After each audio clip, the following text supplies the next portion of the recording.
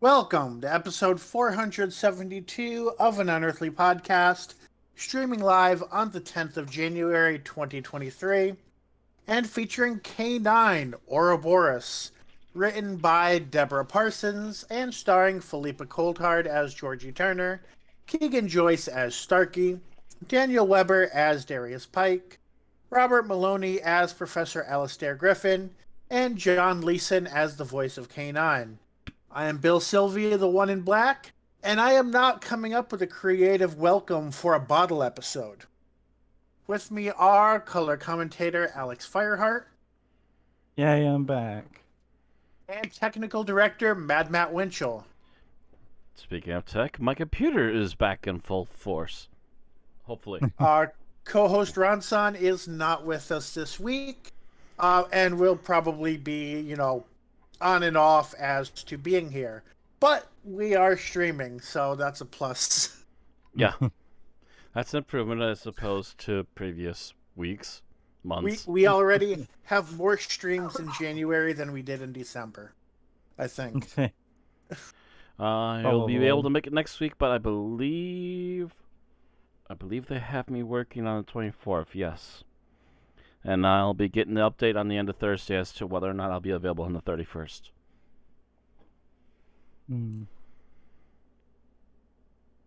So I'll be how's missing one so everybody's far. how's everybody's week? Well, uh, the reason I wasn't here last week was because it ended up turning out that I had COVID. That's right. And that sucked. It's funny because I didn't even know until after I went to the doctors and she was like, you should probably do a rat test just in case. So I did, and it came back positive, and I was like, oh, great. Here I thought it was just gonna be especially because normally something that happens when I have a sinus infection was starting up as well that day. So I was like, oh, that's just what it is. And no, it turned out it was COVID. So I was like, oh shit. And then my dad caught it off me just as I was hitting the point of being non-transmittable is when Okay. my dad caught it. Or at least when he finally tested positive anyway. So it was just like, oh, bloody So hell. yeah, so you probably caught it a few days before. Pretty much the last day I think that I was transmittable, or the first day after I wasn't, he finally tested positive. I was like, oh bloody hell. I've been trying to avoid my parents as much as possible, or at least coughing near them or anything. So the fact that my dad caught it was very frustrating. Surprisingly, my mum hasn't caught it yet. Probably for the best though, because it'd probably affect her way worse than it has my dad. My dad's seemingly was knocked around by it by the first day or two, but seems to be mostly better now. But yeah. Yeah, it was weird because I could barely walk for the first couple of days because for some reason there was massive pain in my just under my knees. So it was just it was really weird. I So I guess know that's how COVID affects me. I know it can cause neurological issues, so it might have been affecting the nerves directly. Could be. I know that first day I was severely severely dehydrated and could barely. Basically, I had until I got some food in me finally, I wasn't able to sit without feeling dizzy. Ah. I could basically just lie down, so I went in and out of sleep all day, and then finally had an apple and could finally sit up. And then the next day like I think for like a day or two I could like sit, but if I tried to stand for extended periods of time, it was a bit much. Like I basically had enough in me to shower, and then I'd have to like immediately sit down. Yeah, my first week home after getting it. Only that was like almost all the time, and I'm just like, oh lord, stairs are murder. Yeah, like I basically have. When I went into the doctor's yesterday, he basically gave me like Thursday, Friday off work because I would otherwise be going back to work on Thursday. And then I go back Saturday. So I'm really hoping that the fatigue that I forgot to mention that I was still experiencing goes away by then. Because honestly, I wanted to be back at work by now anyway. But you know, I also know how my body works, and I'm like, well, I need to let this fully blow over or I'm not gonna be of much use. Speaking of work, that goes into my bit, which is I haven't had a day of work since Friday. Oh. Don't know what it is about the schedule this week. It just like, yeah, you're working the very first day of the calendar week for our business, and then you're working the very last day of the calendar week for our business. So I still have tomorrow Mini off vacation. yet. Apparently. I don't know what the reason is. There's multiple theories as to why. Some of a couple of them are the worst ones. I will say at least are debunked because I would have heard something by now. So that only leaves the lesser theories, and it's just like, okay, well, as long as this doesn't like repeat constantly in a month, I'm fine with an occasional week off, occasional 5 days off. Yeah, like I am curious if it's a matter of like they've had you work so much that they're kind of forced to give you time off, maybe. That might be a would be time off possibility, but I paid, kind of doubt it. That it's more of Yeah. a you're not allowed to work more than 7 days in a row, and maybe that is a punishment I got because I worked 8, like the tail end of December there. Yeah. So maybe it is technically a minor punishment. But then I worked 3 out of the 4 holiday days after that 8 day.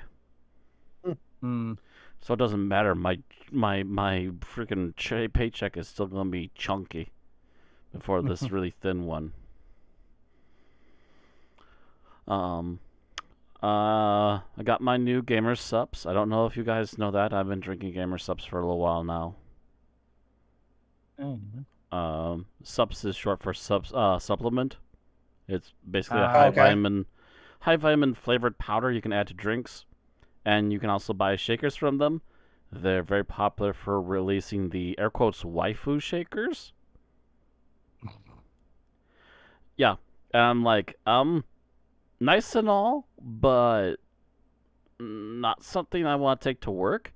But then they had a thing with Russian Badger recently where they had a shaker with like a neon cap and had like a neon sci-fi art with a cyber dinosaur on it, and I'm like, okay, that's okay to bring to work. I'll grab that one. That's an eye catcher. You can't miss that sucker.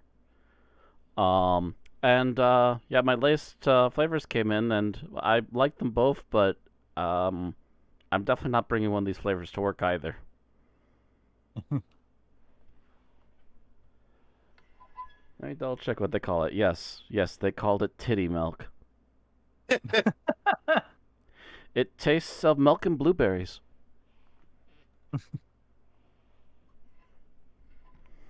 It's honestly not bad. I'm like, yeah, this is just gonna be the at-home flavor.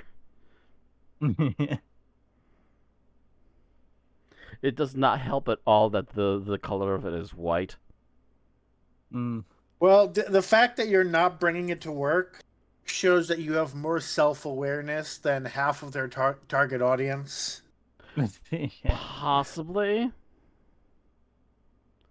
It really depends. Well, to be honest, you have to be kind of self-aware just to be going, yeah, you know what? I need actually some healthy supplements in my life if I've got like bad diet habits, etc.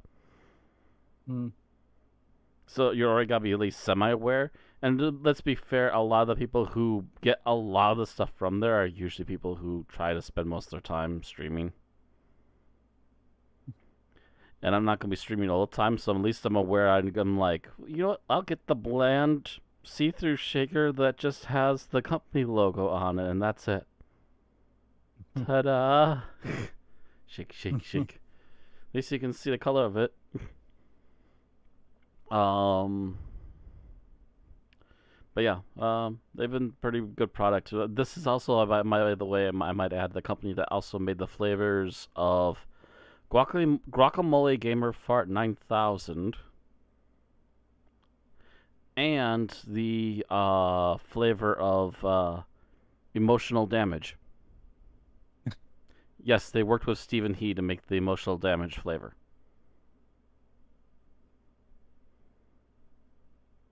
What was it? It's mango and strawberry or something like that. It's actually really good.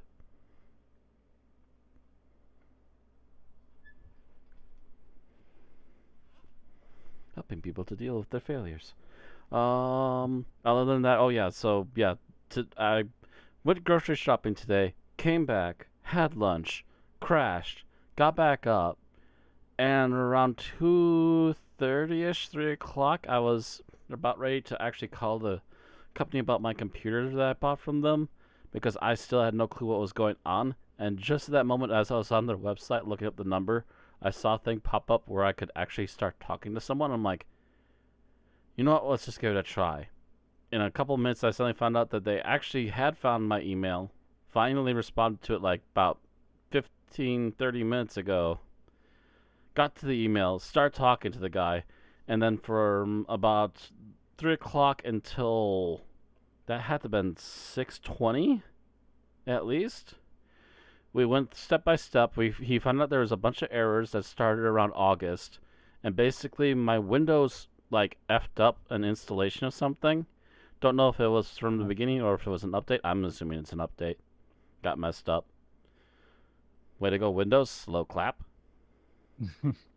And if it was August, you couldn't exactly do the what's it called, where you just kind of like reset to how it was a few days ago. yeah.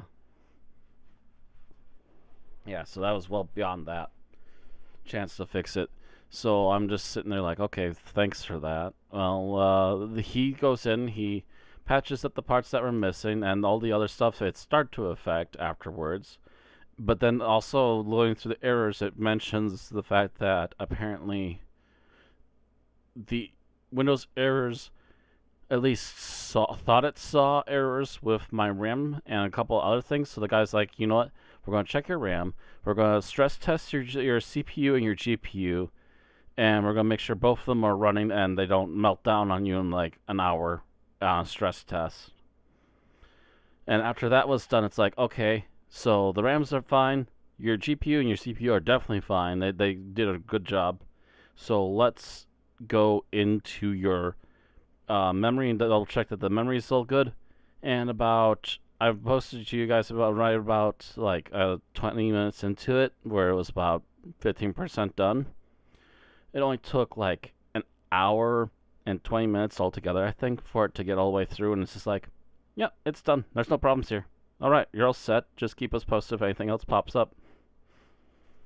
And I have sat on an hour on Rust, and it didn't crash, which is the longest it's done that for a while now. So we'll see how it goes from there. I'm going to test it some more tonight before I go to bed.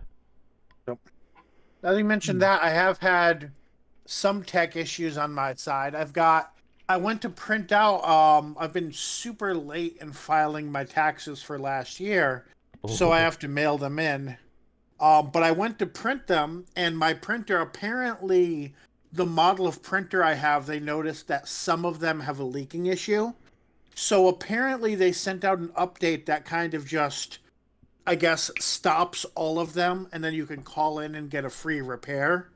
But I'm like, I live in a small town. Where the fuck am I going to get I probably have to mail it out for them to do this free repair. So I haven't done that yet, but So that's been a bit of a pain in what has otherwise been a very productive couple of weeks. I've, gotten rid of the fog of how busy I was during the semester, and I've been catching up on all the research work I didn't have time to do.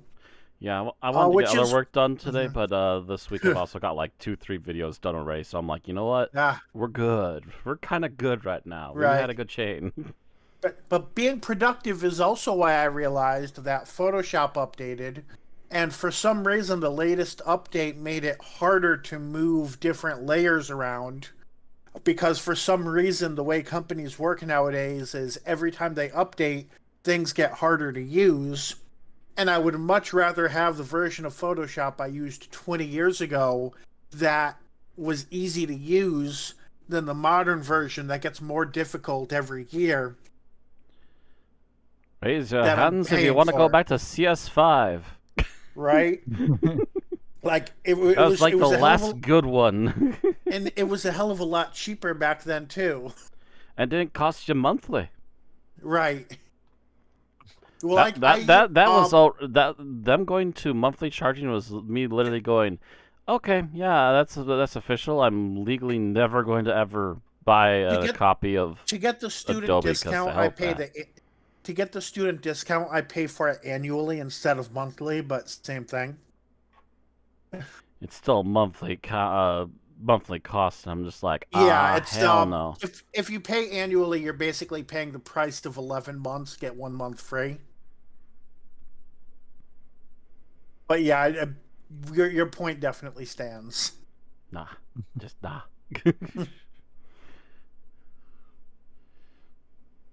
All right. On tonight's show, we have birthdays and news. We have a bit of geek talk since Alex was not here last week and presumably had nothing else to do while sick with COVID than to watch movies and shows. Right. A review of Shame, and then our episode summary, review, final thoughts, and ratings. Starting with the two birthdays that we have. There were other birthdays, but none that are usually recognizable enough for us to normally include them. First, we have Rowan Atkinson, who played the Ninth Doctor in Curse of the Fatal Death, who turned 68 on January 6. Rowan Atkinson, I'm pretty sure, is better known as Mr. Bean, if I'm not mixing up comedy Yes. doctors.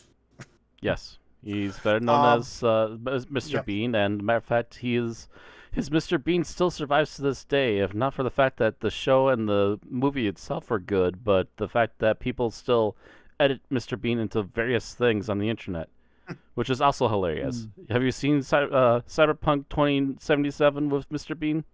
I have not. Watch it. It's freaking hilarious. The same people also edited him into like 2 or 3 other different video games. I think one of them was not San Andreas, the Grand Theft Auto 6, and it's the scene where he starts giving people the middle finger at random while sitting in the car. Edit that into Grand Theft Auto, and he just starts flipping off cops and everybody else. Yeah. And our other birthday for this week is on the 8th of January. William Hartnell, of course, the first Doctor from 1963 to 1966, would have been 115 had he lived to 2023, although he died in 1975 at the age of 67. So happy birthdays, Rowan and William. Or I guess people who knew him called him Bill. Nobody alive today calls him Bill, I don't think. All right, on to Doctor Who news, and we've got a bit of a smattering of stuff going on. I think they're kind of in, there's a lot of filming going on, so I guess they're doing a bit of promotion. They're in the throes of production. Yep. There's a lot of minor updates that aren't on here, like they filmed in this town, they filmed in that town, and so forth. Yay. But the first thing we have is about a character from the 60th anniversary specials. There's Ruth Madeley as Shirley Ann Bingham. I believe we covered this casting a while ago. But executive producer Phil Collinson Seems to be hinting that this is a recurring character that we might be seeing throughout the next season or so. Specifically, Colin said, it's our great delight to show an all too brief moment of Ruth Madeley as Shirley Ann Bingham. There's lots more of Shirley to come as she plays an integral role in the new Whoniverse.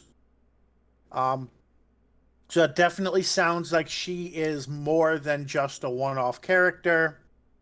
And there's a few photos of her in formal wear. I don't know if they're both from Doctor Who. One of them might just be one of them is probably just a publicity photo. But Well, yeah, she played I another don't character know. in Big Finish, so Yes, yep. So she is I think a Sixth Doctor companion for Big Finish. yep. And another hint that she might be more than just a one-off is that she apparently was also a star of a Russell T Davies show in 2019.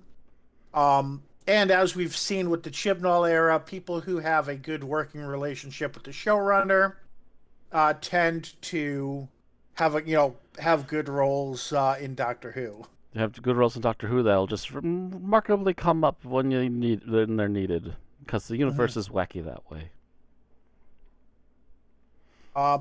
People are at least Cultbox is also taking the fact that the fact that Madeley is a wheelchair user and the TARDIS is supposed to be more accessible, as possibly they seem to be implying that maybe Madeley will be traveling on the TARDIS, or I guess the character would be Shirley will be traveling in the TARDIS. Honestly, there's not enough information to even begin to guess at that, but Hard to say. yeah. At this point, there's not much to speculate on. Moving on to Series 14 news. This started coming out as some tweets of people taking photos of filming that was going on, but the BBC then quickly turned around and made an official announcement that Gemma Redgrave will be returning to the cast of Doctor Who as Kate Lethbridge Stewart in Series 14. That's not really a surprise, given the fact that we were already aware and we already reported that a unit set had been seen for filming in Series 14. Usually, if you have unit, then you have the person in charge of unit. Not always, but usually. So it seems Kate will be returning in some capacity in Series 14. There's also a casting announcement of an actor named Anurin Barnard, who is playing the role of Roger Ap Gwilliam. I tried to search that role in case it was a historical figure, and everything I got was Doctor Who related. So it it's a new probably character. is. Yeah, so it's probably not a historical figure, even though it sounds like a historical type name. The actor is known for. I'll go back to the tab I had. Appeared in Dunkirk. Is known for the film Hunky Dory and the thriller drama The Truth About Emmanuel, none of which I've watched. Nope. Nothing up my alley either. Through a skim on IMDb, there looks to be a lot of historical type things that he's been in. But there's also a few things that I really can't tell what they are. Something named Time, which has very generic photos on IMDb. Okay, it's a crime drama. So nothing that stands out as sci-fi to me, but that's not to say that none of this is sci-fi without me noticing. Yeah. But like I said, the name sounds like more of a historical type name anyway. So I would guess this is a character in a historical episode. Could be wrong though. Okie doke. All right. On to our next bit. Just a bit from Cultbox, kind of wrapping up on settings and filming locations. I don't want to dwell much on that, But what I especially found interesting and worth at least pointing out is if you scroll about halfway down, there's an image of what seems to be a giant slug or snail creature. Uh, Yeah, I was just that noticing that might, too. yeah. So that's Hmm. probably the most interesting thing in this article. Um, Looking closely at it, it can't really. It does look like it's probably supposed to be on some sort of alien planet, but not huge. No huge details about the sets. Thought that photo was interesting though. Yeah, something different sitting there. Hmm. I don't think it quite matches any species we've seen in Doctor Who, right? Not that I'm aware of. Yeah. Unless it's a completely rehaul of the one Yeah. slug critters from the Twin Dilemma. Yeah, I'm googling them now, and they have at least in the Twin Dilemma, they had human hands, and not like all these extra appendages that we're seeing. So if it's a redesign, it's a drastic one. Yeah, And another granted, Jurassic redesign. there's a reason why they would have had to have human-shaped faces and human hands in the 80s on a Budget. shoestring budget. But Yeah. yeah, it would be a pretty drastic difference if it were the same people. So I'm guessing it's probably different. Of course, I'm also curious if this is one of those things where whether that'll actually be like fully practical, or if it's one of those things where it's something rudimentary for them to interact with that'll be covered over in CG, or if it'll be partial, or I who if I knows? had to guess, I would say it's probably like the Slovene where it's mostly practical, but then they touch it up with CGI after the fact. Mm-hmm. I think that's the case for most of their monsters nowadays. Yeah, because if they go Yeah. too digital, it looks really hammy. Right. They just can't quite make the fully digital critter work. Yeah. And that's at least that's an at least honest not on issue a with most TV creatures. budget. With most creatures, anyways, unless you have a huge movie budget Yep. and you're not racing your artists. Like you know can what I'm usually talking about, like studios. like there's you can usually tell the difference between a practical Dalek and a CGI Dalek even at this point, I think. And that's what they've had the most experience with. Yeah, they're the ones you can easily get away with the most easily, though, too. But yeah, you can still tell. So speaking of things like budget, can move on to our next article. Because several of the or maybe this is all the executive producers. There's a lot of them. Had an interview with Doctor Who magazine and discussed the role that Disney plays in the production. Of course, there's been a lot of speculation, a lot of rumors, and they kind of wanted to set the record straight. There's a lot of things in this article, so I'm just gonna kind of skim through. I almost tried to cut it up before we started, but that would have taken way too long. So just going from the top to the bottom. Let's see. Yeah, I'm not a huge fan of how Cultbox formatted this article, but they probably didn't want to leave anything out. So one quote by Russell T. Davies. He mentioned people are naturally worried about having American producers having notes on things. So, he says, "I'm here to tell you, you haven't watched a drama on British television in 20 years that hasn't had American notes on it. Everything is a co-production. Watch the credits. All your favorite dramas have American co-producers." There's been another quote that I don't think is in this article, but is probably from the same interview of RTD, basically saying it's going to be, the show's going to be as British as it's always been. It's not going to be Disney-fied in any way. So it's basically, kind of the same sort of information. That being said, also Davies notes in the next paragraph, they sent us one note on episode 1 that said, that opening isn't as much fun as the other episodes. It was actually a great note, so we rewrote the opening. And usually the openings for Doctor Who are relatively short, like 1-2 minutes. So you know what? It's something they could easily do, and that's actually a very good note if it's something that they caught. Mm-hmm. Because you don't want a lackluster opening to your first episode. Right. I thought it was funny that that's followed up with an expensive new opening. Yes. They do mention, so the rumor reported originally by broadcast claimed that the episode for each episode, or the budget for each episode, might be as much as £10 million. RTD says that that's an exaggeration. If that was the budget, he'd be speaking to them from his base on the moon. He says he worries that misinformation like that creates false expectations. So the budget is, he says it's a lovely, handsome budget and they're very happy with it, but it's not a Game of Thrones or Rings of Power level budget. Yeah. I don't expect that, to be honest, and all I want is at least something solid.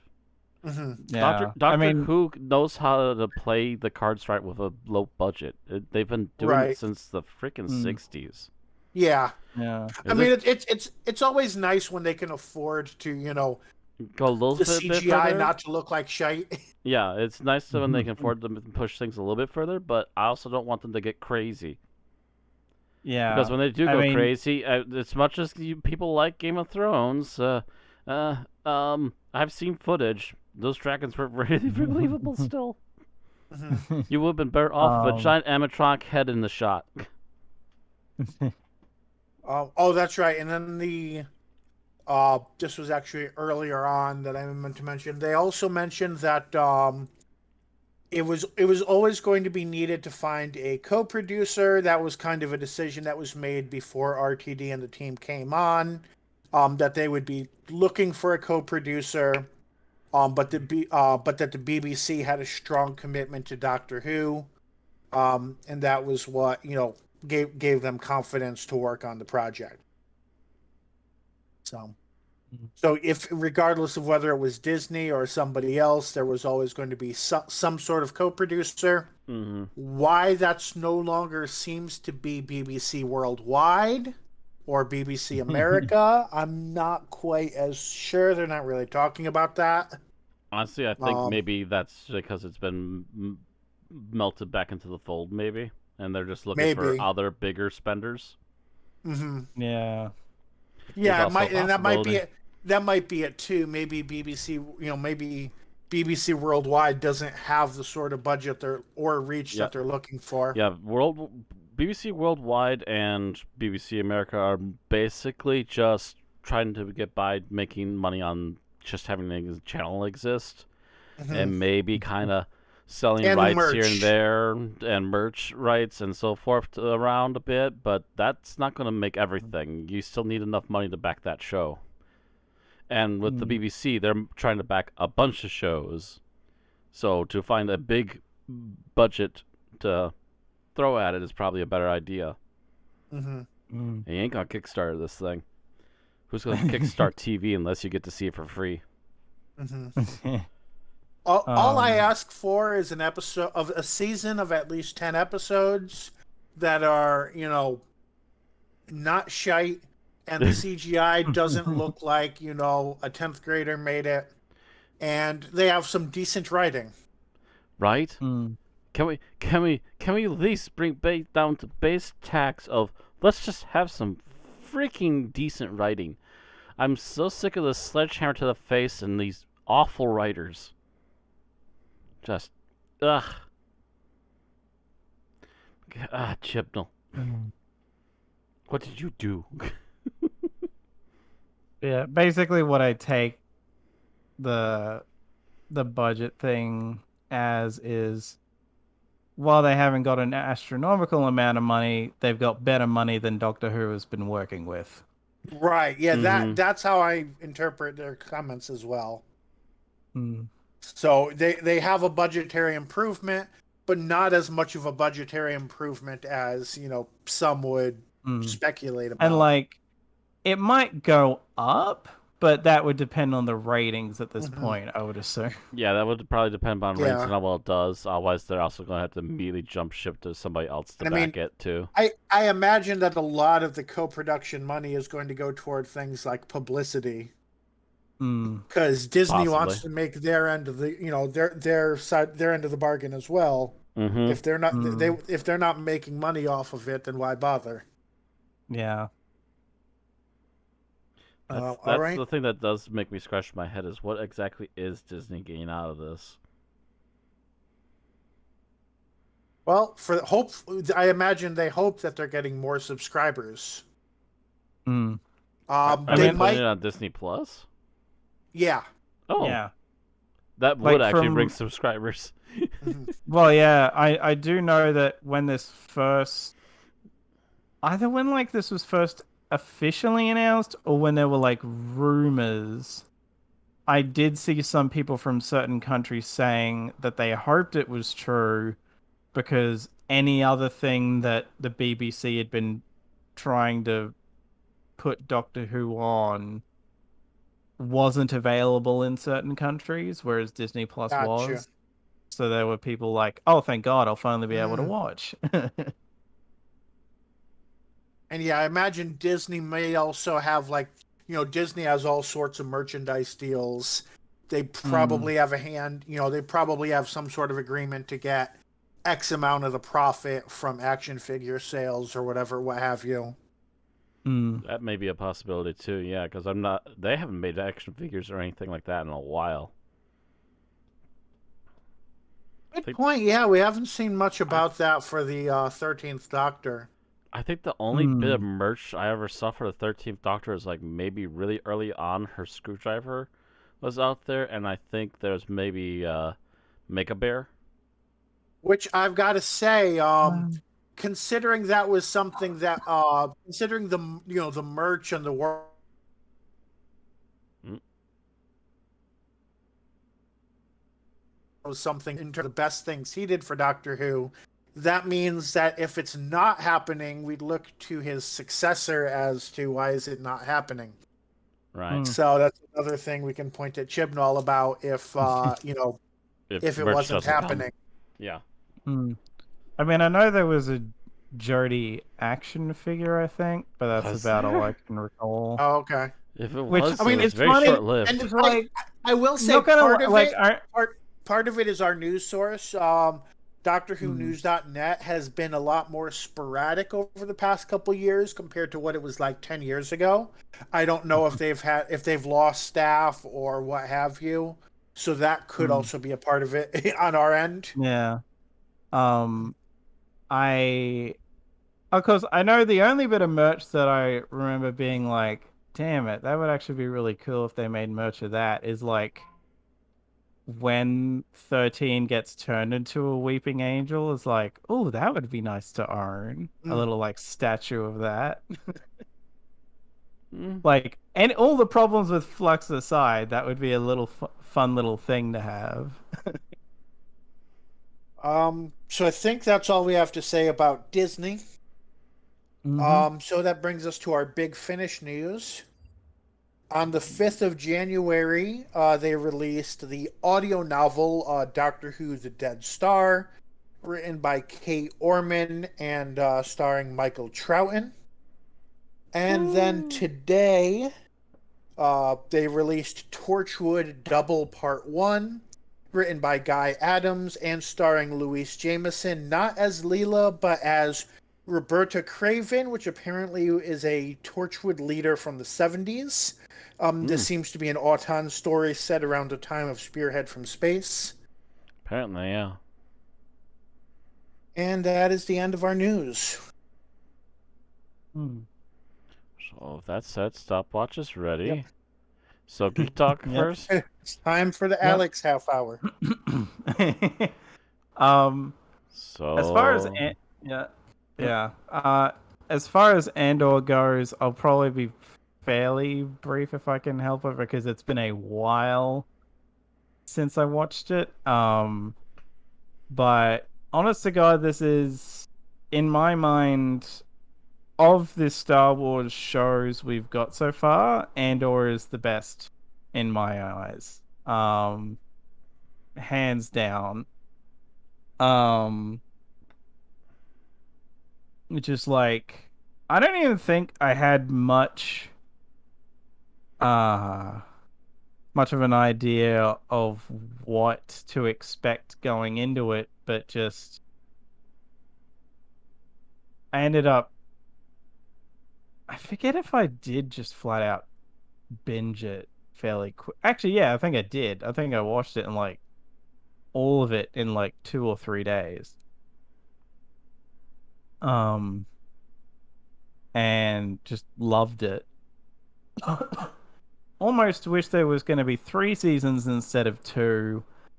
Um, but at the same time, I can see them not wanting to stretch it out unnecessarily, potentially, because essentially the idea is that this is kind of a prequel to a prequel because Andor effectively is leading into the events of Rogue One. Mm-hmm.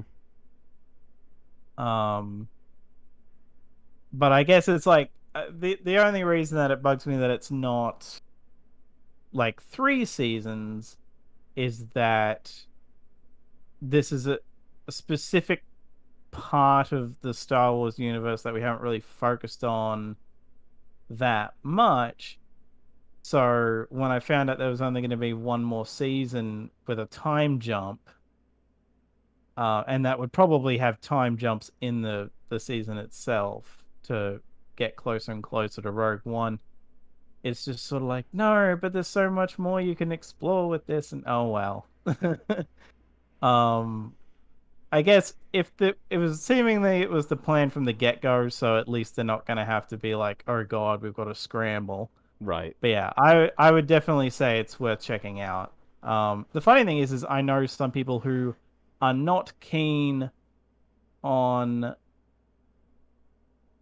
certain ideas from The Last Jedi that love this, even though this is basically a similar thing in a way, but I guess it's the idea is this is not any major characters, and this is like a very staunchly political show. It's basically a political thriller to a point.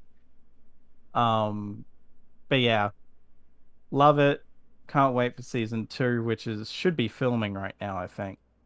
Most likely. But yeah, moving on from that, to the 2 Star Trek movies that I would have also probably watched like ages ago. By now. Starting with Star Trek V, The Final Frontier of Shatner's directing career. I mean, it might as well have been. Sadly, it wasn't. I'm pretty sure he's directed stuff since, but like, wow. You can definitely tell his hands are all over this. Um, Although apparently there are some bits that oh wow, no, I'm blanking on actor names. Leonard Nimoy and the guy who played Barnes flat out refused. At least there was one thing that they flat out refused to do, so it got changed. But yeah, it's just the one where he fights, basically, well, not fights, basically runs away from a godlike entity and all that, which is kind of funny because in that way, it almost does feel like a do-over of the motion picture to a point, by virtue of the fact that it ultimately involves confronting a sort of entity like that, except for in the motion picture it's like a machine that gains sentience, rather than this where it's just, I don't even know, they don't really fully explain it. Yeah, it's a mess, but it's an entertaining mess. I will give it that much. But yeah, that's all I really think I have on that one. So moving on from that to the Undiscovered Country, Star Trek 6. Definitely better, like leagues better. I mean, I do remember Randy telling me previous when I said that I was watching these in groups of 2 And so I would be watching 5 and 6 back to back, or if not back to back, like just generally watching them both with the idea of covering them both on the podcast. He was like, "Oh, good, you'll be able to wash the taste of 5 out of your mouth." And it's like, yeah, pretty much. Oh yeah. Like, I of think course, it's I funny. think Undiscovered Country is probably the movie I've seen the most on TV. Mm, I know BBC was um, playing it for a while. of course, it was funny to see the actor who played Red in that '70s show in this playing. Oh God, I forget who.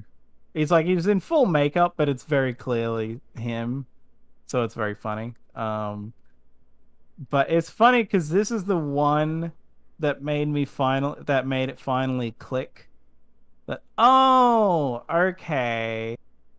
The oh wow, now I'm blanking on alien names again. Fucking hell. The Klingons are Soviet Russians. It's like, oh, like this is the thing that made that finally click. The Klingons represent That's different things throughout, but yeah, they definitely do use aliens, different alien species as different analogs throughout the series yeah, and throughout the like, movies as well. because like the whole ceasefire between them and all that is like, oh, okay, so it's a bit of a Cold War scenario. Yeah, and, it's officially become a Cold War essentially. yeah. And like effectively from like even when I brought it up to people, I was like, so wait, the Klingons are supposed to be Soviet Russia, right? Like at least at this point. And someone was like, yeah. And 6 is when they made that like really hammer it in. So it's like, oh, so it took them being very obvious about it for me to finally get it. um but yeah, like this is I would say this is probably my favorite under Wrath of Khan of the movies that I've seen so far, and it's kind of funny because I feel like from from what has been told to me before, it's basically all downhill from here in quality. Even if it's not like a massive dip for some of them, that it's still just generally like there's nothing gonna be as good as 6 after this. So that'll be interesting. Because yeah, now I'm done with the original cast, and now I'm moving on to the next generation movies. So we'll see how that goes. I will say the first one or two next gen movies are actually really good, and then it really goes downhill from there. Actually, I think the first one was a little rough. The second one was really good, and then it kind of tumbled again. Which would follow the pattern of the odd-numbered ones are usually considered to be the bad ones. After 2, the odd number ones doesn't count anymore. They're all just kind of oh boy. It gets to the point where, if I'm not mistaken, I'm pretty sure there's a couple of scenes in the next gen movie where you can see the blue screen, and they just didn't bother finishing the effects. Yeah, the even ones being good lasts through about 8 or so. At which point it becomes a bit. At which point it becomes more mixed. Yeah. But 2, 4, 6, and 8 are all wonderful movies. 8 being Nemesis. Yeah. 8 being First Contact. Oh. What was 7? 7 was Generations. Oh, First Contact. Never mind. Yeah, I'm just thinking First Contact. And I was calling it Nemesis for some reason. No, never mind. Nemesis is 10, I believe. Yeah, never mind. I don't know why I swapped titles. Yeah, First Contact. First Contact is freaking awesome. The last really good Star Trek movie. I think that's all I've got for that. So moving on from that to Trigun Badlands Rumble, keeping it at old stuff for the movies. It's funny that I hadn't seen this because I've owned this on DVD for years, and I am a big Trigun fan. I didn't know they had something that came out in 2011. yeah, like it was. The funny thing is it's completely unrelated to the anime that came before it. Oh, so Um, that's probably why I skipped it if I did hear about it. because like the designs in that are all still The original relatively show slash manga, yeah. similar. Yeah, but the implication seems to be that this is basically a standalone thing, amorphously set in the timeline. I mean, the bounty on Vash's head apparently jumps up to like 300 billion instead of the 60 billion double dollars that it's at in the normal anime. Although I did learn that there was a sequel manga called Trigun Maximum, so this might be taking that into account somewhat. Maybe. Um, Well, the thing you have to realize is that the original Trigun manga never got finished before the animated series came out. So the animated series basically made its own ending halfway through the which is series. funny because when I read up on the manga, it sounds like they were given details of where the plot was going by the creator of the manga, and they basically just went, okay, so we'll keep these things and just go our own way with it to a point, but now we have some idea of where this is going. Because like the halfway point of the anime is like the end of the original manga. Yeah. Because then it like apparently that was just it was almost gonna just stay ended, but then another one started up called Trigun Maximum, where it's still a continuation. But reading through that, I'm like, oh, so some of these events are similar-ish, but But this is the actual things original can change intent. around. That Yeah. never got finished before the show was already out. Yeah. Yeah, I would say so long as you go into it knowing that it's effectively a standalone adventure, that maybe it's supposed to be set during the anime. I mean, like, even the voice cast for the English cast is completely different. But that might Oh. also just be because it's a different studio doing it. Because Well, I'm it's a pretty. different studio, and it's also been like 10+ years since those Well, yeah. actors did anything with this franchise. So Yeah. Um, like, I definitely would assume that the new that Trigun Stampede, which is its own thing, seemingly, rather than uh a closer to the manga version of the anime. That I thought it might be, but no, apparently it's going off in its own direction. oh really? Yeah. Um Ugh. I hate when they do that because it could either be an absolute joy or an absolute crapshoot.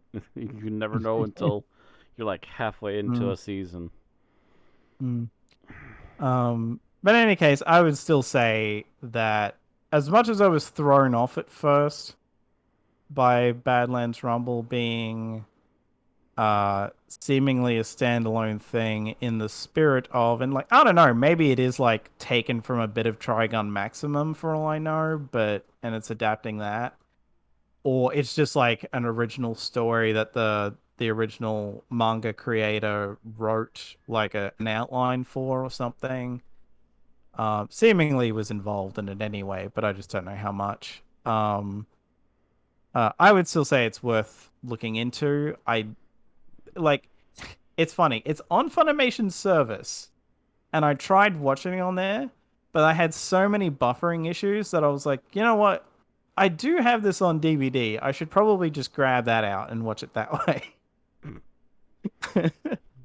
So like, maybe it's on Funimation Crunchyroll. I'm not quality. sure. Thumbs up. Ugh.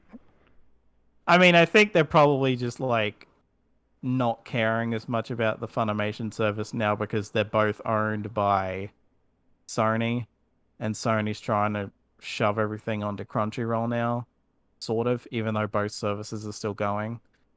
Um, for Crunchyroll service I haven't had issues with. So yeah, I don't know.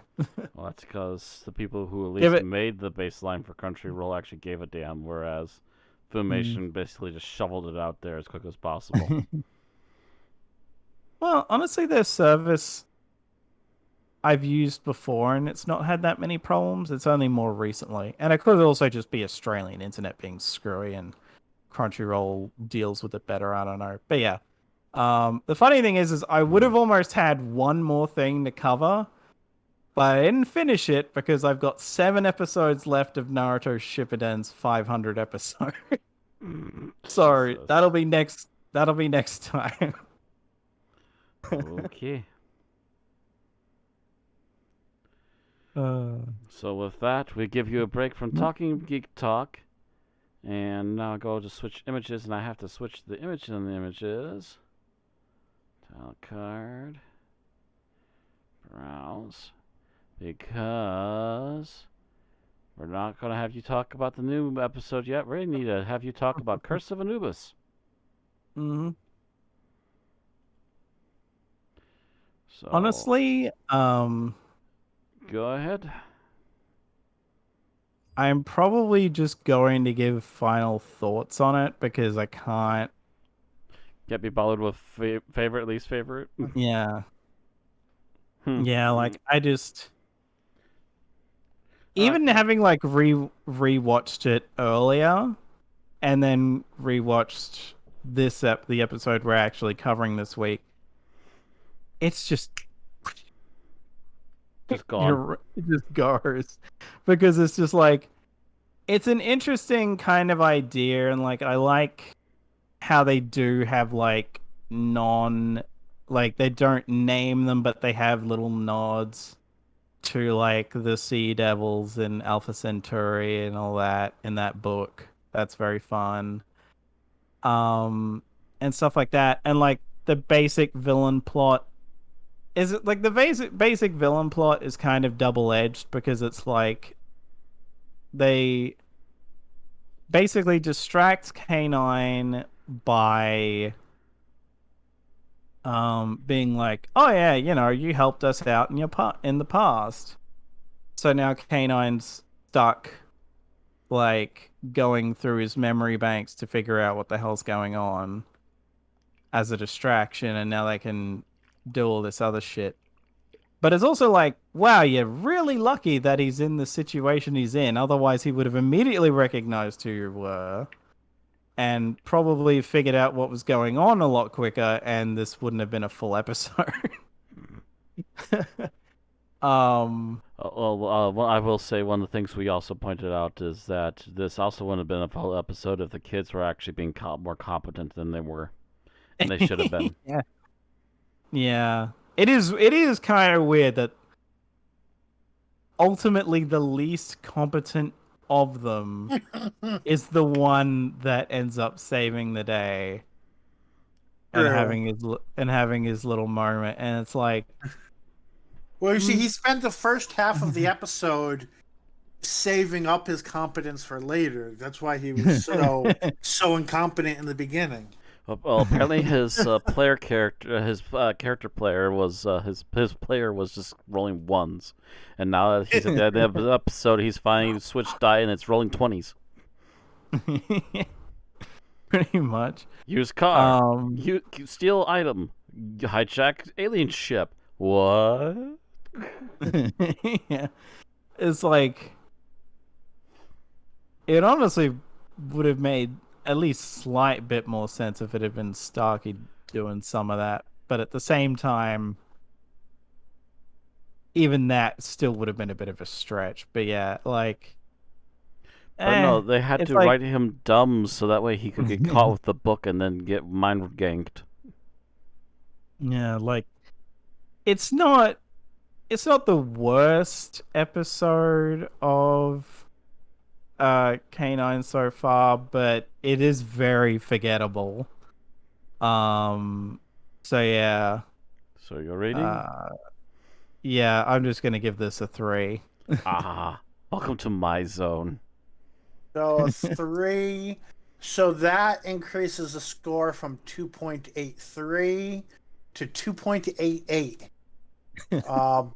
I'm guessing that doesn't change its placement very much. Let's see. Probably very little. Hmm. This is still going to be a basement dweller. Let's see. Oh, so it moves it from 392 to 390. Woo, 2 spots. And it is now on par with Torchwood Something Borrowed and Torchwood Combat. I know would what say borrowed. A piece of shit. I'm surprised that actually moved it from one tier to another, but I guess we have enough in the 2.8 range. Yeah. Da. I guess to that extent, it also only nudged it up 2 spots technically. So Yeah.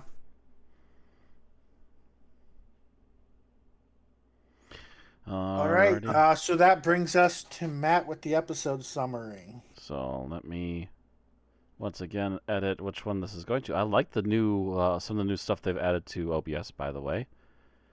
With images, you can they actually have a browse feature right underneath the screen, so you can do it instantly without a weird pop-up. Oh, nice. Mm-hmm. So, all right, Oroborus.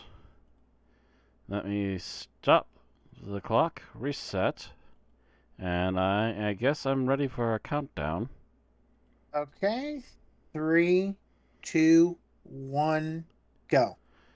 All right, so we start the episode with the gateway opening up again, but everyone's in a pack to try and get it to stop.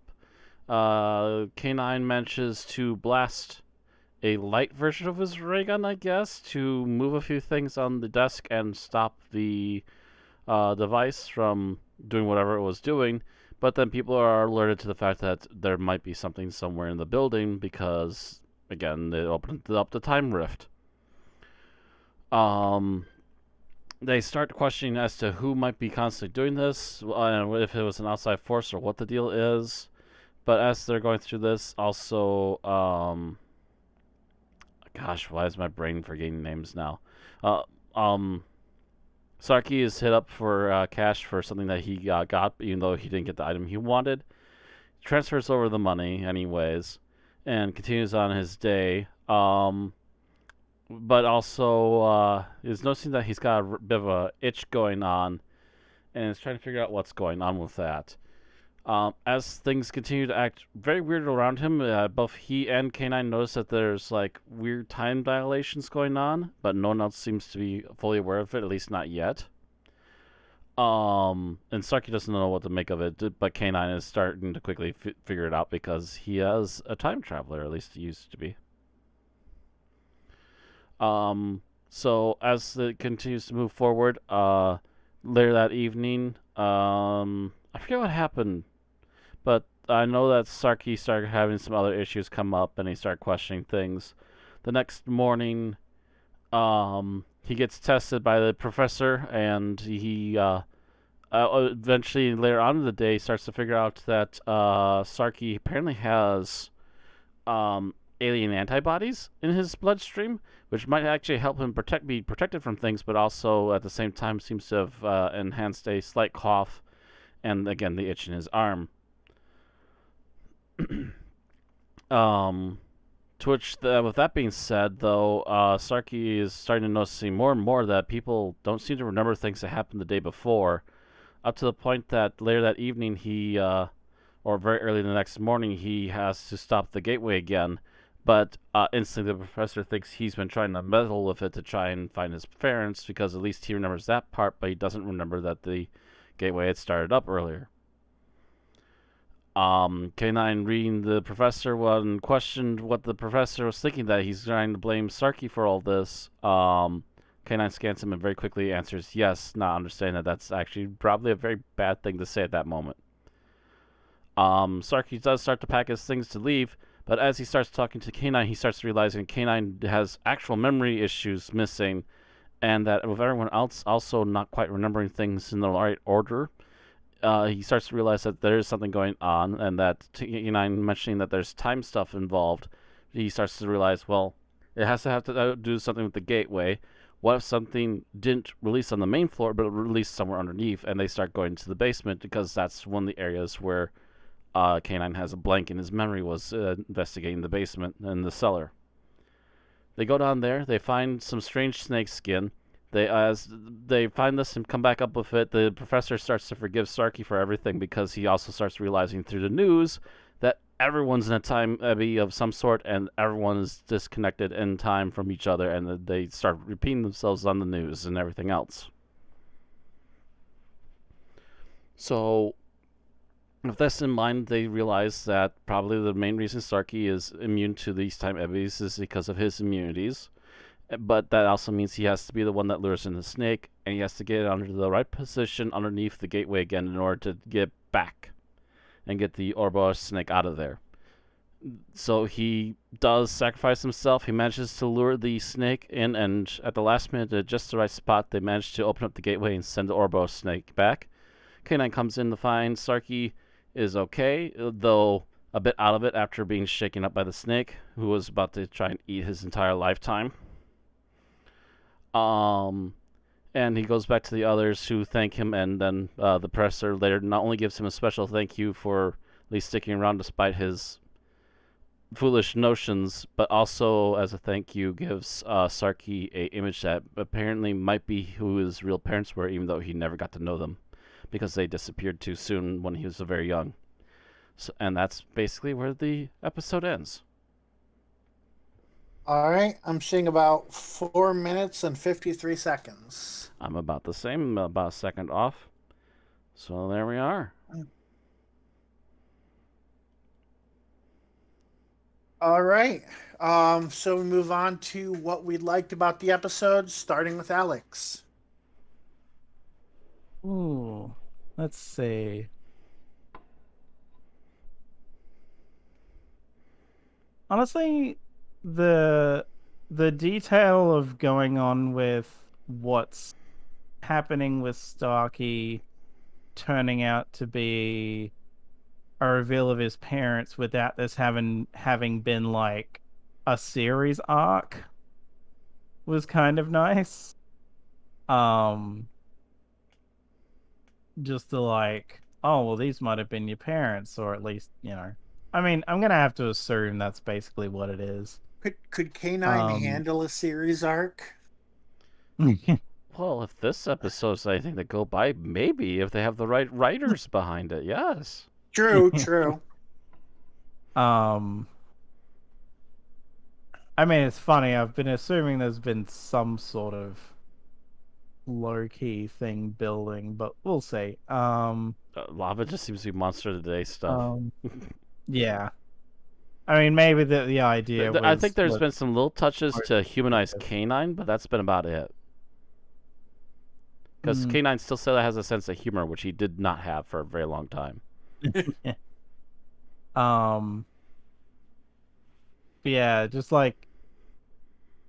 I mean, I will say, it'll be interesting to go back and watch previous episodes to see if he ever pulls that sleeve up and there's anything there, or if this is very much a, we thought about it now. Oh. So, so the thing... I mean, I guess you could maybe make the argument that, like, it's only because he's been scratching it that it's been getting as big as it is. That's a possibility, too.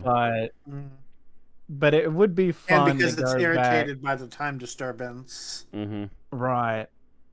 So they do have a bit of an out there, and also it's a kid show. But also, like, you know, it would be kind of funny to go back through and watch even literally the previous one, because he's not really wearing proper sleeves and when he's in the Egyptian getup.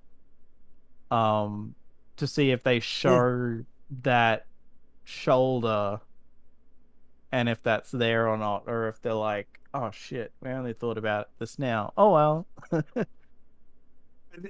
fact you're mentioning it's the kid show, that's the one thing that they probably won't be trying to pay off any of the love triangle subplots with any scenes that would end up revealing, you know, what's under their shirts or anything. So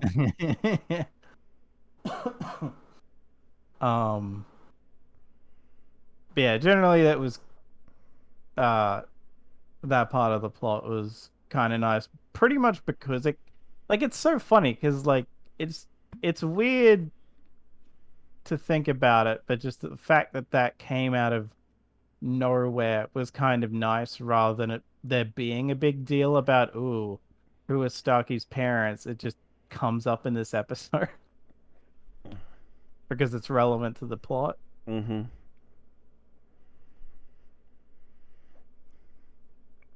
So it goes to me next, I assume?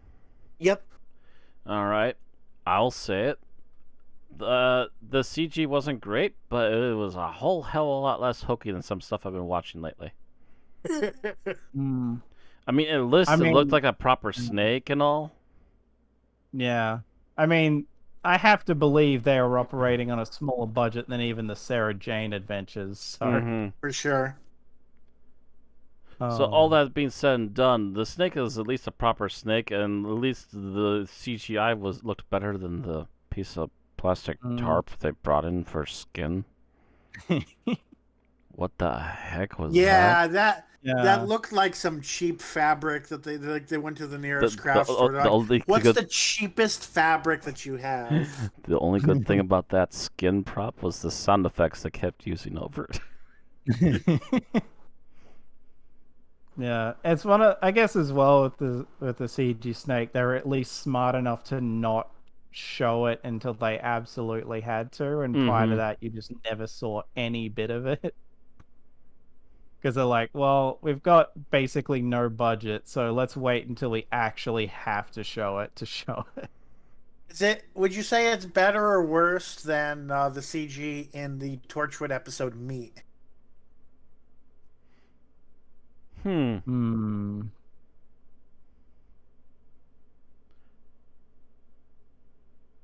I would. You know what? I would say I think it was actually better in this episode than Meat, because Meat, I understand they're trying to be squeaky, but man, that was just some haphazard CGI. Not to mention they seem to be stabbing things that were very obviously not there, whereas at least this they seem to be interacting with something without it being obviously not there. Yeah, that one felt a lot like Meat felt a lot more poorly integrated. Yeah. Whereas this, it's in a dark.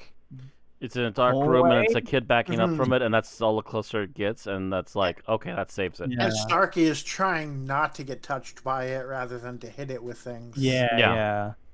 He's actively going out of his way to not interact with it directly, so yeah. Which is a clever move, if nothing else, for the CGI guys. Because then they can have this thing interact with the environment more. Yeah, like, in fact, I don't even really remember if they're in the same shot together at any point. Yes, there's at least a couple of shots where Starkey's backing up and you see the snake coming into frame. But yeah, it's like they don't overdo it. They don't have like most shots they're in the same shot. It's a lot of, and there's like at least a couple of times where you see Starkey go around the corner and then the snake immediately comes into frame afterwards too. So it's well shot, well done. They actually shot around this particularly well. Again, where is this coming from? I'm so used to this show being so shoddy. Why is this suddenly going? Why is it suddenly just bouncing back with all this and we're doing quality effects now? Not great quality, but they're quality. Probably a benefit of it being based entirely in the manor. A bit. It's all used sets that they can reuse. Oh yeah. Talk about the snake. Do you think it's related to the Weeping Angels? How so? Like they both seem like, because I was thinking about it, like listening to as you were summarizing, I was like, yeah, it's trying to eat his eat like, well, the time energy of his life or whatever. Like that's exactly the Weeping Angels don't go about it in the same way, but that's exactly how they feed as well. The Weeping Angels are more like they feed off the negative energy of the lost time, whereas the snake directly feeds off of like your time essence, your life force, almost. Okay. So it seems to be more of a physical thing, whereas the Weeping Angels are much more of a metaphysical. This is still like slightly Fair enough. metaphysical too, but it's still very much a like. Essentially, it's going to like absorb the time right out of you and just leave you a dried husk. Whereas the weeping So angels send you off somewhere. might be more related to like the chronivores or the reapers, things Yeah. like that. Actually, it would probably the reapers would be probably something to be more closely tied to. Yeah.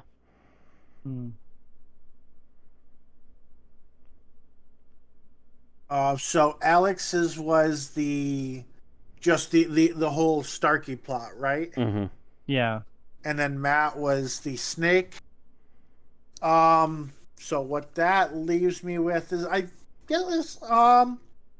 like the way they went about having they having feasible ways of how this was detected. So like K9 was like, he can't necessarily sense time, but he can sense his memory not working properly, so he was able to view things through that lens. Although, shame on the doctor for not giving K9 proper, temporal sense suite. Right. That or the new model lacks it for some reason. It's like, Right. why'd you upgrade to get rid of that? That's actually really useful, especially right now. And Starkey having the vaccination or whatever is, that's definitely believable and definitely, helps strengthen the episode. So, it wasn't like, they didn't have to have some random hand wavy bullshit. It was all things that made sense and were able to be solidly integrated into the episode in order to sense what was going on. And hopefully, maybe it integrated long term into some of the background for the characters for things to continue to develop in the show. Please. In season 2, maybe. Hi. I have no idea what the end of the season is like. So maybe there's some good stuff in there. So we move on to what we dislike, starting with Alex.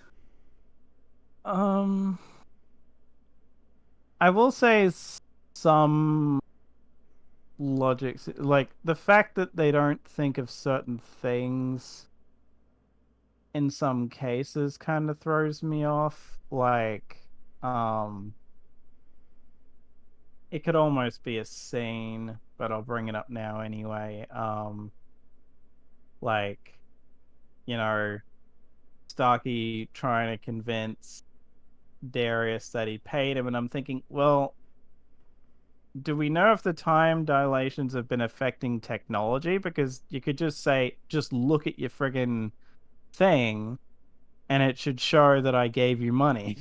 So we're not talking about least favorite scenes yet, but that was my least favorite scene. Yeah. I was thinking the same thing too. Yeah. Probably Okay, so all it of us would've agree been that was taken like from one of me. the things that should have been like an easy read through. Right. I was like, I have the ability in 2023 to check my bank app and see what the most recent transactions were. Yeah. In whatever year this is set, they should have that technology. Yeah, because they're still technically supposed to be in our future. Yeah. They very obviously should have this technology, and they should have seen that. Yeah, there's generally like little logical fallacies like that. I think there's a couple. That's the main one that sticks out. Where they're Okay, so just in general, the logic of how the time distortion works. Like the logic of just like not being able to point out the easy stuff to show why there's something going on. I'm now trying to think if I can find anything else.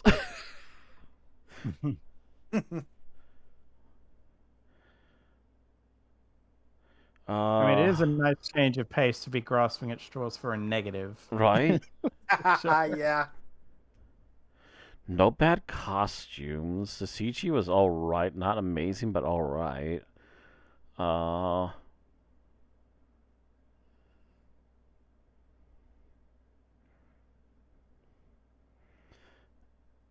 I got nothing. Moving on. Up to you, Bill.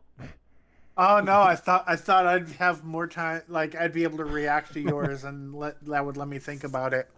I I got nothing. Okay, so thinking on this because I had not yet come up with one when I was trying to write down my thoughts. Um,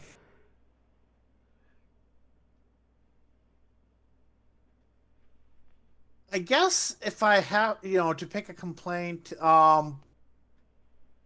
it seems weird considering how important like the outside world is to like explaining things and to like getting through to the professor that it's not just Starkey. It seems weird to make this the bottle episode. Like, yeah, they have the news segment where they're talking about, oh, the trains are on time, and everyone's like, the trains are on time. Right And back there ahead of time. but like They're leaving before they've even yeah, arrived. considering how important that was, it would have been interesting to see some of the stuff outside the house and how and people actually reacting to it and basically show don't tell sort of thing. I would agree with you on that one, but also at the same time, almost all these episodes are bottle episodes because everyone except for maybe Georgie never leaves the house. But you normally see June and Drake in the Oh, true. There should have been at least a apartment. little brief thing with them, Yeah. like reacting like halfway through the second day, going, "What the hell's going on?" Right. Yeah. And maybe even June contacting the professor to see if he knows anything, and Yeah, that would yeah, actually calm his knee-jerk reaction to the Yep. machine going off again. And that might have been better than, just coming in and being like, "Oh yeah, I'm going to tell you about this instead." Yeah. So, I mean, like a kind of a nitpick, but that's the best Honestly, thing I can a come slight up with. writing nitpick, but at the same time, it's just like us going, "How do you fit this a little bit better?" Yeah. Yeah. I mean, and they might have with it, like any bottle episode, they might have had a budgetary reason why the episode's like this, etc. But that if I have to pick one thing to nitpick it, then it's that. All right. Favorite scene, Alex.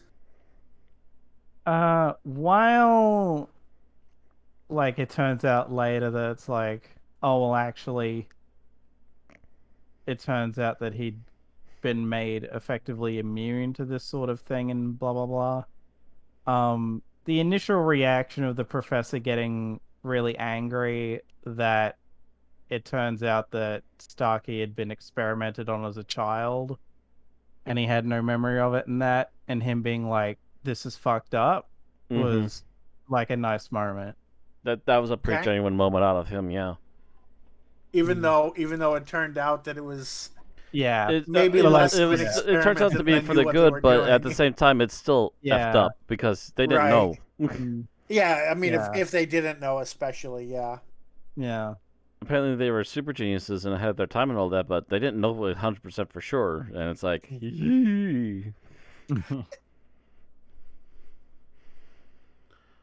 okay. So Matt? I guess to me, favorite scene. Honestly, the newscast. Actually, even though we were just nitpicking that there's could be a better way, that's actually one of the more amusing ways you could have done it. The whole thing, or a specific like part of it? like the newscasters themselves, like suddenly restarting and repeating themselves, and then getting caught by their own staff, going, "Wait, are you just starting over again?" No. Oh, so the second half after the interview. Well, as the interview suddenly starts to repeat on itself, yeah. Yeah. It's like, wait, oh, we're stuck in a bubble. It's going backwards again. Oh, wait, are you starting over again? No.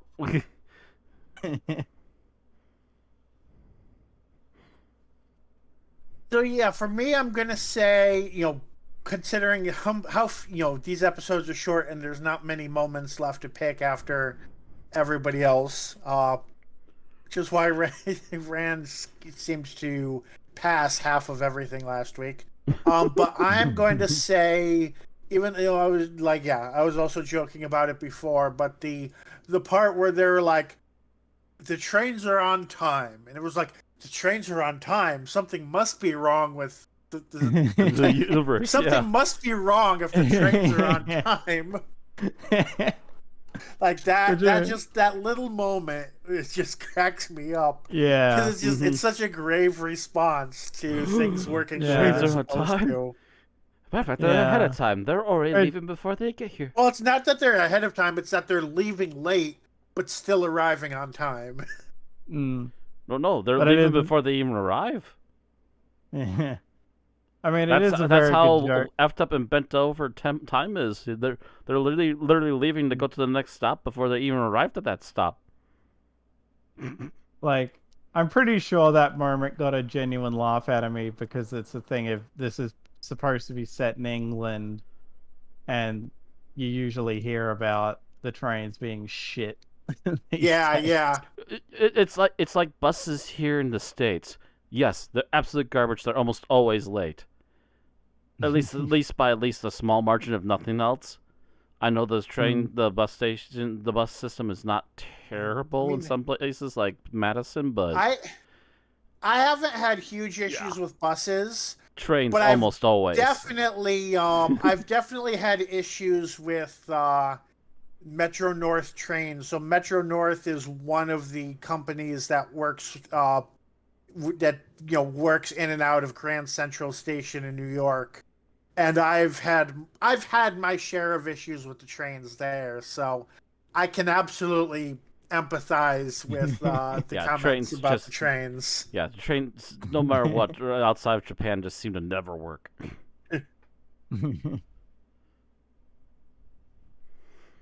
All right, so that brings us to least favorite scenes. Alex. um, I could go over that one I brought up again, but oh damn, I had another one, and now I've sort of lost it.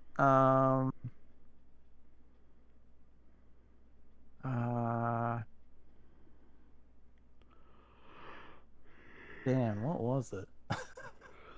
God, that's annoying. Like I had another one because I was like, oh, do I really bring that up again? Or can I bring up something else? And then I had something else, and now it's just kind of gone. I should just go with the one you got because you might be stealing somebody Yeah, else's. I might, yeah.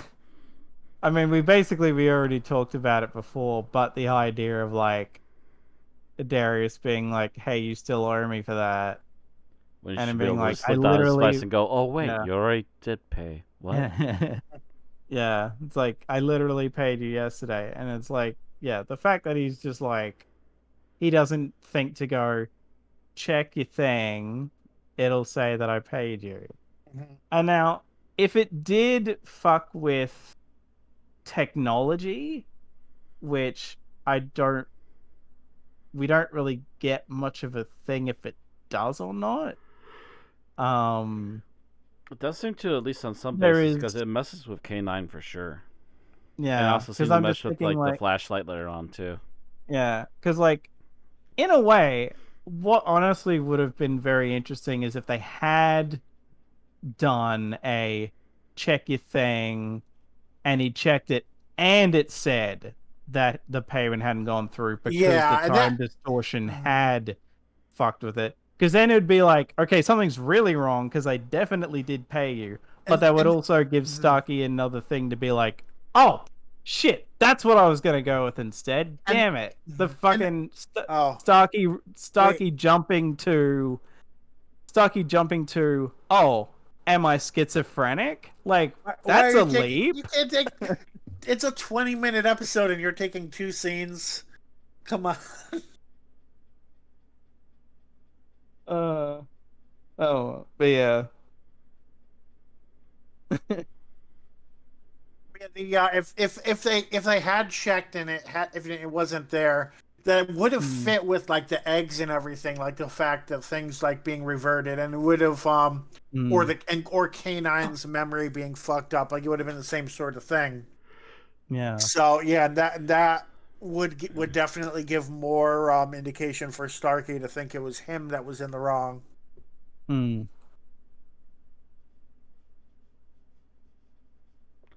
Um.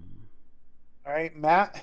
So for mine, I would have already assumed that K9 would have had some major red flags after he was told to go search the house, and suddenly came back and realized, wait, the entire time in my cellar is missing. I think I need someone to come with me.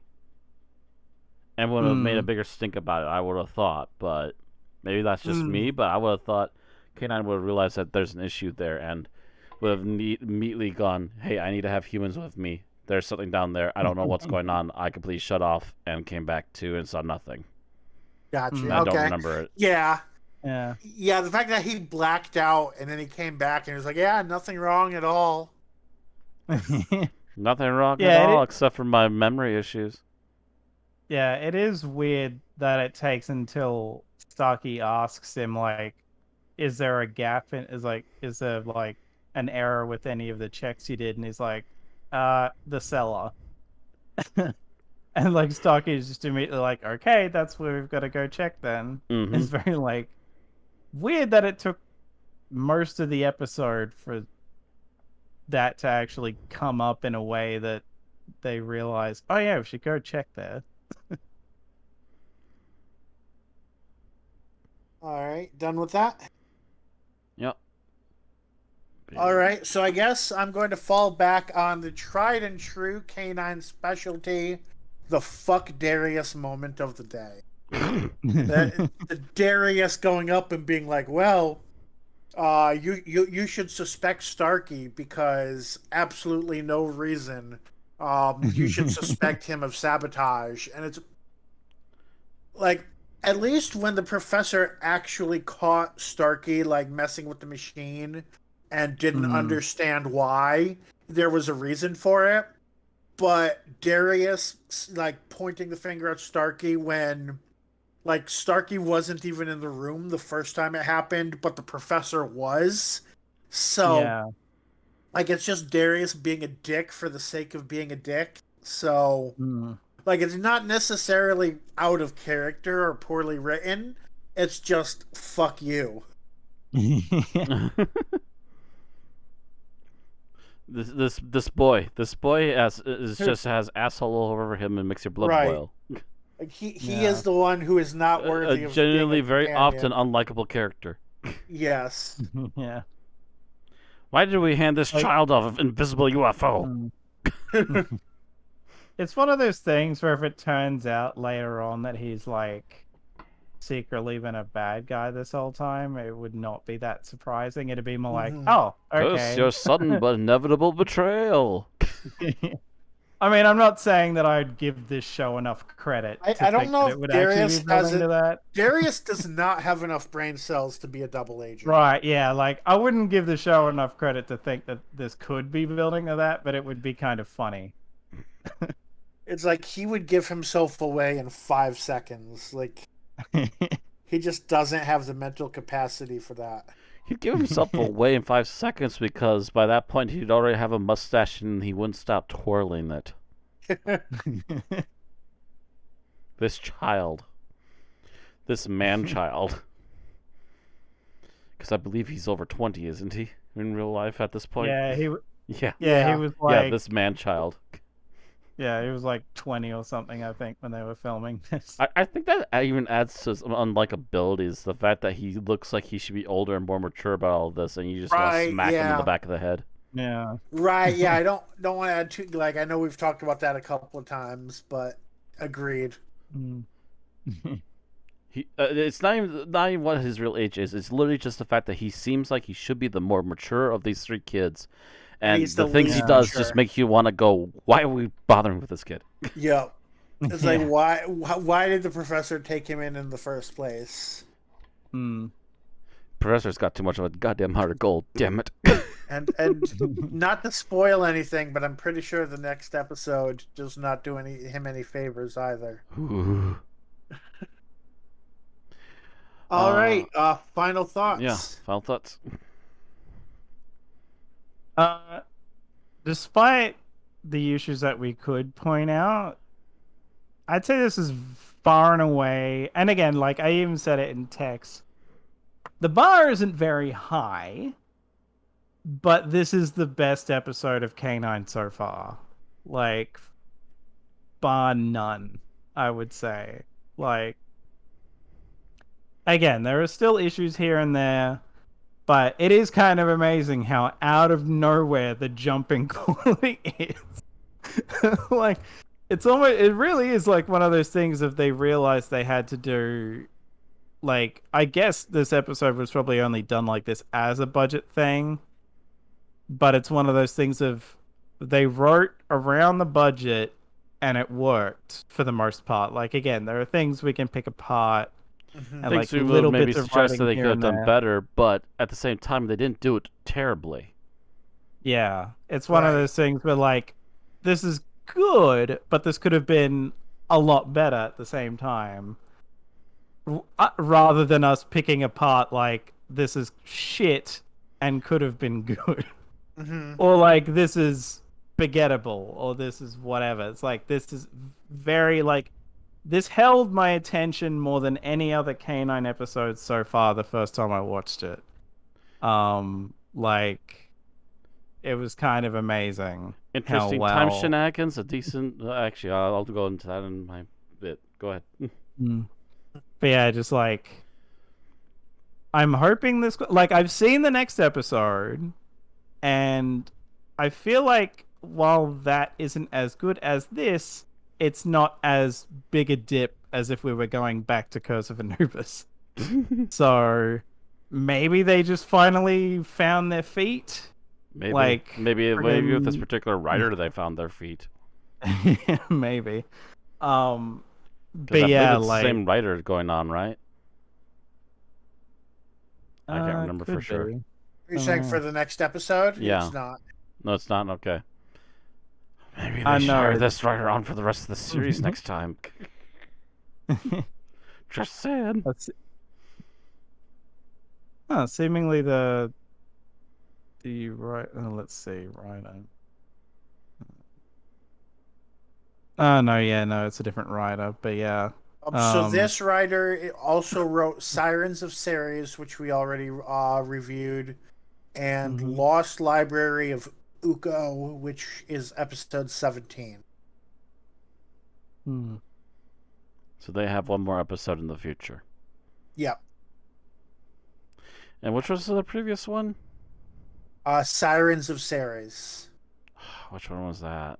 That was the one with the private school and the mind control. Yeah. Oh, that was actually one of the other decent previous episodes, yeah. Okay. Yeah, this person's actually putting out quality for this series, despite anything else going on. Let's see. Yeah, we rated that a 3.17. Yeah, like, if I was going to tell people to, like, out of morbid curiosity, give K9 a watch, and I told them to skip a bunch, this would definitely be an episode that I would tell them not to skip, by virtue of how, like, just the jumping quality is. Like, I would definitely probably tell people to just skip Curse of Anubis because it's forgettable anyway, but I would absolutely be like, no, you have to watch this one. This one's, for what this show is, this is pretty good. I mean, if there's ever a one that's relevant to plot and characters, it's this as well. Yeah. For sure, this seems like it would be one of those ones that needs to be relevant long term. Is that it? Yeah. All right. So, my final thoughts. Let's see here. A decent monster of the week. Actors getting to really act. A story about one of the main characters having some development.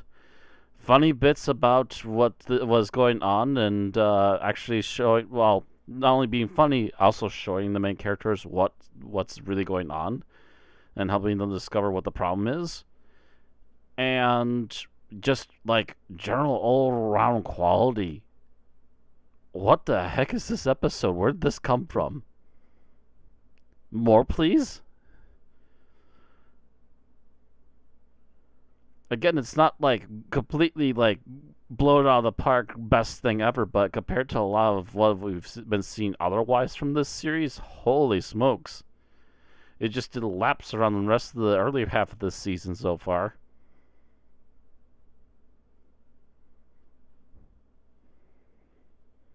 That's my thoughts. Bill? All right. So yeah, I agree. This was definitely a better episode than most that we've seen. Um, it has some shoddy CGI with it, but it's not shoddy compared to what we would expect from the series. Um, and yeah, that's an interesting thing when it comes to rating this because yeah, if we rate K9 as its own separate thing, then this definitely gets a very high rating. If we're comparing it to things like Sarah Jane Adventures, then it might not be quite as high. Um, but yeah, I definitely really liked the exploration of Starkey's character and his history. I think this is the most we've delved into any one character in this show yet. Um, Outside of Griffin, I would say. We know yeah, Griffin has his missing true. Yeah, family, yeah, and all that stuff there was going an on. And that's episode why the focused on device even him. exists. Yeah. Right. Um, This is the first time we've delved into anyone else.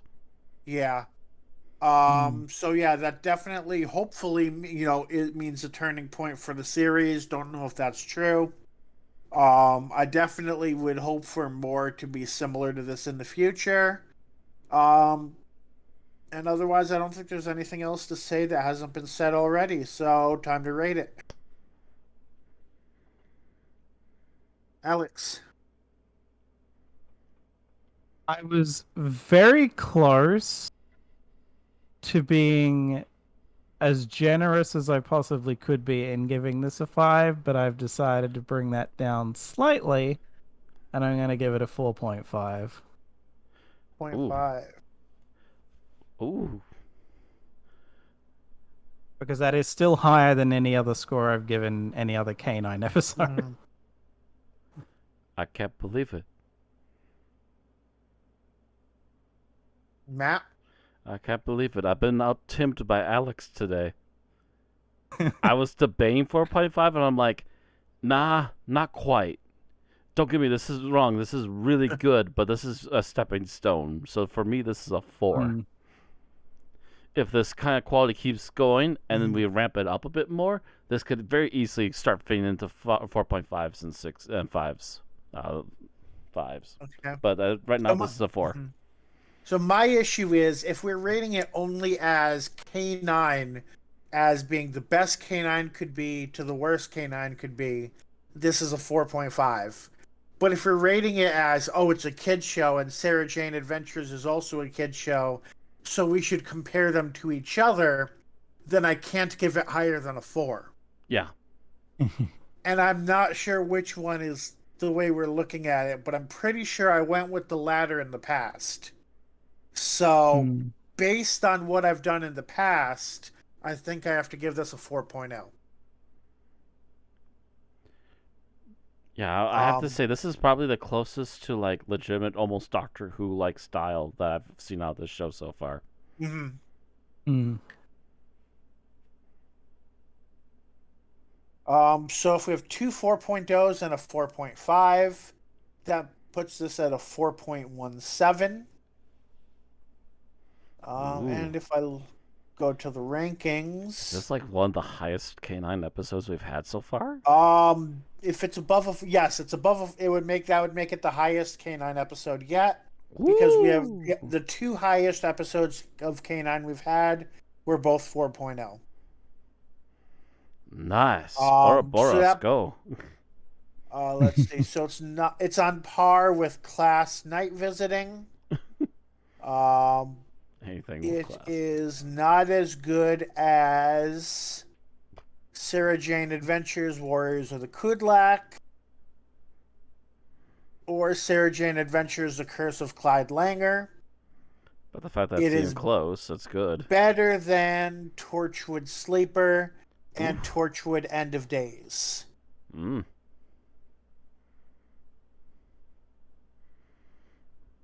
There you have it. A sudden upset for K9 Oroborus. Yeah. A good upset. And yep, so that's all we have to say about Ouroboros. So now's the time, if you're listening to this and you've watched the episode, Please let us know in the comments what you think of it, what you think of the episode. Don't forget to like the video if you've listened this far, and make sure to subscribe on YouTube to get our exports every time we stream, or follow us on Twitch to get notified when we go live. And next time we continue with more K9 with Alien Avatar, written by Graham Farmer, and starring Philippa Coulthard as Georgie Turner, Keegan Joyce as Starkey, Daniel Webber as Darius Pike, Robert Maloney as Professor Alistair Griffin, and John Leeson as the voice of K9.